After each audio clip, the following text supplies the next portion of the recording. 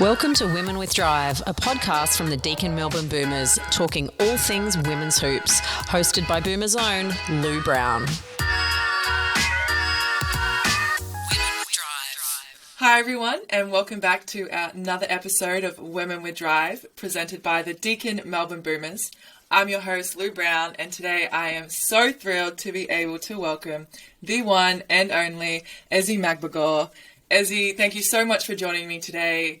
I mean, I know your first season in the WNBA, you were straight into the bubble, so this is technically your first year living in Seattle. I just wanted to ask, how do you like living in Seattle?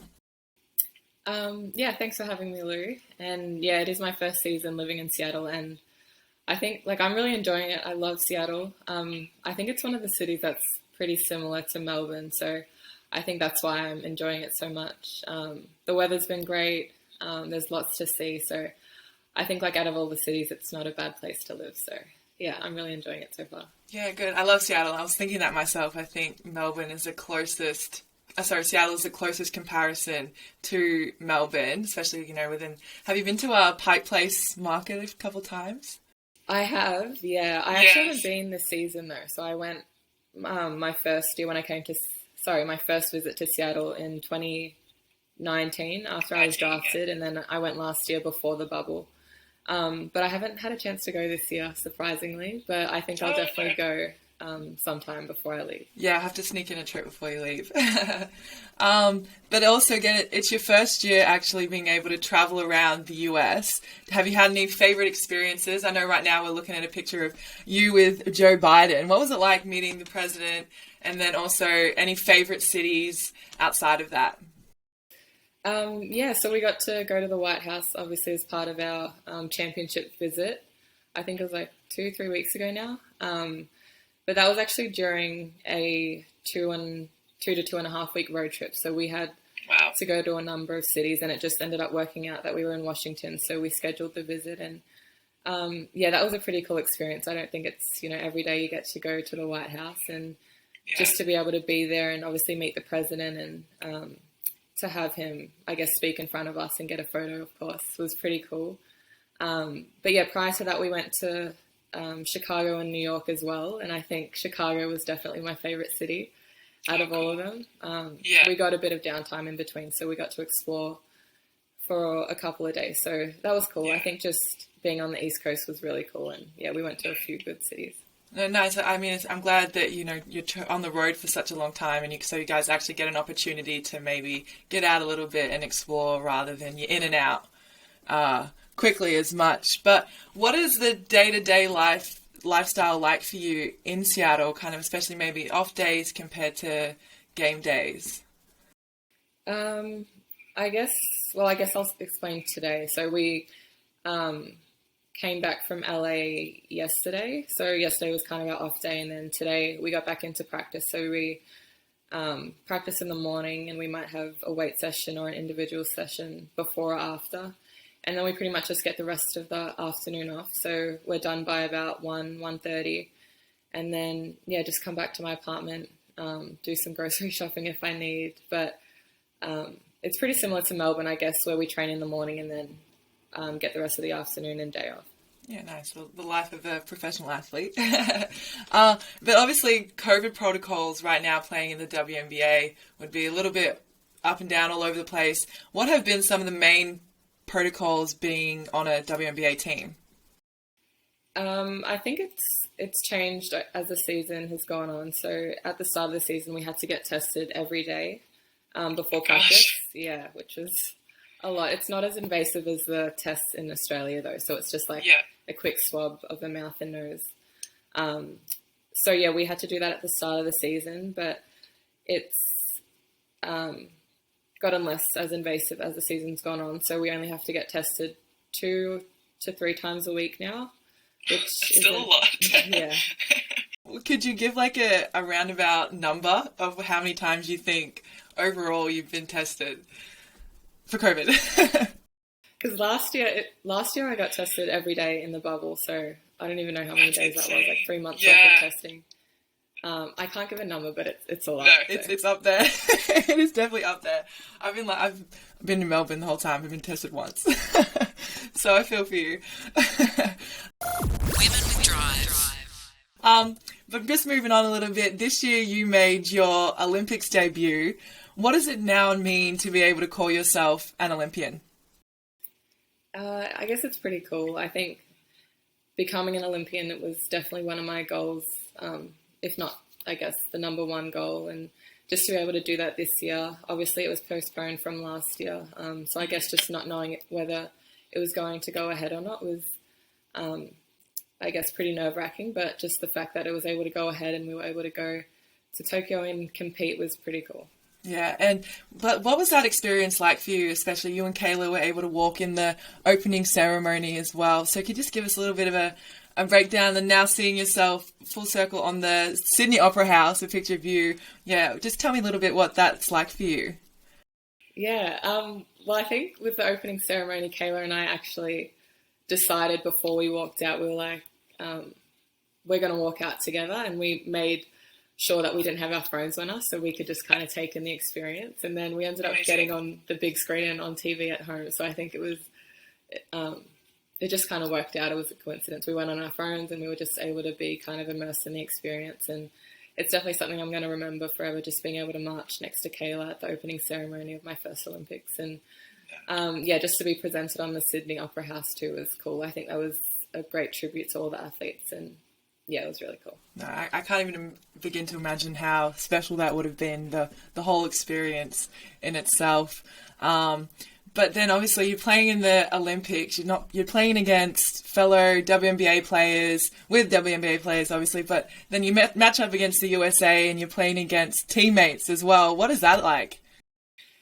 It's different. I mean, you'd rather have them on your team than playing against them for sure, but yeah, it's always friendly at the start, so we'd always say hello before the game and after the game. But I guess once you cross that line and step on the court, it's pretty serious. But yeah, it's always fun. I think just being able to go playing with Stewie and Sue and Jewel at Seattle, and then being able to play against them in Tokyo, that was a really cool experience. Yeah, it was super great to watch as well. But you've had a massive couple of years, and what a couple of years they have been. I mean, WNBA bubble, WNBA champion, to the WNBL hub, back to the WNBA, through to the Olympics, to the WNBA, now heading into playoff. It just sounds like it's been such a whirlwind, and I'm sure there are so many highlights. But what are some of the challenges as a person or as an athlete that you may have faced with this lifestyle? I think just obviously a challenge, I think for everyone, not just athletes, was definitely the whole pandemic. I think that was something that, a lot of people had to adjust to, and it's still even going on now. So that was definitely a challenge, just especially in the lead up to the WNBA, just not knowing whether the season was happening last year. So I think just being able to stay focused and kind of prepare as though the season was going ahead. But in terms of challenges as an athlete, I think just obviously a big one, just being away from home and not being able to see my family as much and not having them come to my games, which is something that they would have done had COVID not been a thing. But I think just obviously having Steph here, Steph Talbot as my teammate, she's kind of a little piece of home, which helps a lot. And Seattle's great. I think just the team is great. The coaches are great. So I get along with everyone really well. And it definitely makes a difference having a great group around you when you're away from home. Yeah, absolutely. Try to make it as much as a home away from home as you can. Have you learned anything any techniques or anything in managing yourself and your well-being?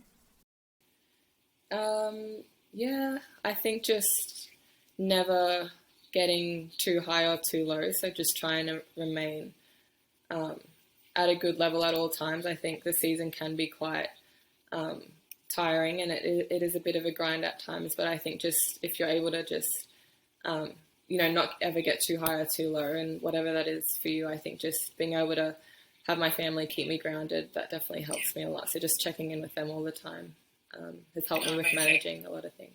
Yeah, and it sounds like you've got a really great support system around you, both where you're at and at home as well in Australia. Women with Drive. I wanted to talk to you a little bit about your campaign with Nike, Play New. I was hoping you could describe to me what this campaign means and what it stands for. Yeah, I think the Play New was a really cool campaign. It kind of just, I guess, invited people to, talk about sport in different ways and kind of describe their passions for the game. So I think it gave a lot of athletes, not just basketballers, a platform to kind of just express that. And it was really fun. It was a great thing to be a part of. I had a lot of fun on the day of the shoot as well. I'm just really grateful that I was able to be a part of that. Yeah, I must say the pictures are drop dead gorgeous. I've seen them walk a couple of times when we're out of lockdown in the city and stuff as well. And yeah, you look amazing. So had to make sure I threw that in. But what did it mean for you to be a part of this campaign?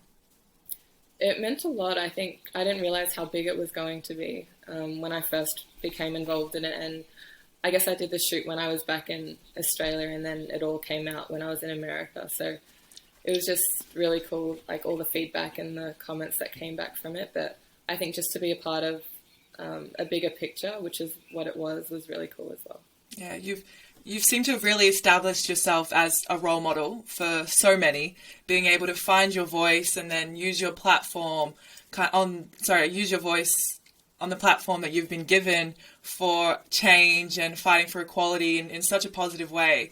But I have no doubt that, along the way, it may not have always been easy for you.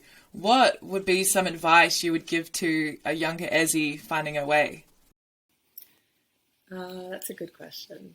I think advice I would give to myself would just be to, if I have something to say, kind of say it, within reason, of course. But I think, I guess as a quieter person, when I do speak, I feel like my voice is heard a little bit more. So if I do have things to say, just don't be afraid to say them, speak out, especially if it's something that's going to be beneficial for not just myself, but other people as well. I guess that would be the advice I'd give. Yeah, absolutely. It's great advice. You, in the article, there's an article that Nike wrote about you with an interview that they gave to you. And at that time, you were answering 100 questions from 100 letters that a girl had posted on Instagram. That seemed really cool to me. But first, I'd want to ask, have you gotten through the 100 questions? I haven't yet. I'm at 67, actually. 67, amazing. I have a bit to go, so hopefully I'll get through by the end of the year. You brought up, in the article, you brought up 2 questions, and one in particular really stood out to me, especially just within the day and age that we live in. And I was hoping you could possibly just share your thoughts, maybe, or even your answer to that question. And this was, how does one live genuinely and authentically in a world that draws from the opposite? Oh, yeah. I don't even remember what I wrote for that question. But, it was, I think it said like question 4 or something. So it was a long time ago. But I guess to answer that question, I think just kind of what I said before, just being able to remain grounded and having that support system around you definitely helps me with all of that. I think just I've got a lot of, family, like my brothers and sisters, that definitely keep me in check and don't let me get too big of a head at times, which is really helpful. But I think just being able to remain true in yourself definitely helps, because there is a lot going on in the world at times and it does get a little bit overwhelming. So I think if you can just, draw back to yourself and what you stand for, your morals, your values, as well as those people that are close to you and theirs as well, I think that definitely helps with all of that. Yeah, I know. It's definitely would be, sometimes I can see it'd be hard to find out who you are and what you are when you're constantly comparing yourself to, things online and stuff that's going on around you. So I think that's great advice, and it was a very timely question, in my opinion. Women with Drive. But so obviously we're so excited about the team that the Boomers have put together this season. First, can you tell us what you think the Boomers fans have to look forward to with Tiffany Mitchell and Lindsay Allen as our teammates? I'm really excited for the season, actually. But obviously I haven't played with Tiffany before, but I think just playing against her and watching her play, she's an exciting player. She's going to bring a lot to the team, I think, just in terms of energy, athleticism, and she's a big guard, obviously, so I think she's going to thrive in this league. And then obviously the Boomers fans have seen Lindsay play for 2 seasons, so I think they know what she brings, and I think she just brings a lot of leadership on the court for us, and I'm just really excited to have her back. Yeah, I'm super excited for the season that's ahead of us.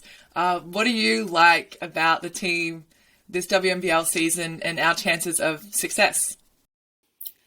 I think I just like that we, I guess, are keeping a lot of the core group together as well, but with obviously the inclusion of a few new players. So I think I'm just really excited to get to know everyone and get on the court and get into preseason as well. And I think we have, a good chance going into the season. I think it's just going to be key to just spend that time together and build that chemistry again. But yeah, I think it should be a good season. I'm really excited. Yeah, me too. Now, finally, when you get back home to Australia, obviously outside of spending an immense time with your family, what's something that you're really looking forward to? Well, hopefully when I get back, lockdown won't be a thing anymore. Hopefully. So I'm really looking forward to just getting back to Australian brunches. So just grabbing brunch after practices with you guys is something that I miss. Just Australian brunches. I miss that too. No, and it'll be good, especially now that we're in, obviously when you were playing Boomers, it's always been at the State Basketball Centre. So now transitioning into Parkville, up to Parkville, there will be a lot more. There's going to be lots of good places around. Yes, lots of good brunch choices to choose from. Yeah, well, Ezzy, thank you so much. It's been an absolute pleasure speaking with you this morning. I can't thank you enough. Thanks, Lou. Thanks for having me. And now, thanks everyone for joining me for another episode of Women with Drive. Make sure to stay up to date with all of our latest episodes. Next week, we will have 2 future superstars fresh off their silver medal GEMS campaign with Jade Melbourne and Nadia Pooch. Thanks for listening to Women with Drive, hosted by Lou Brown. Make sure you subscribe wherever you get your podcasts, and if you could, leave us a review.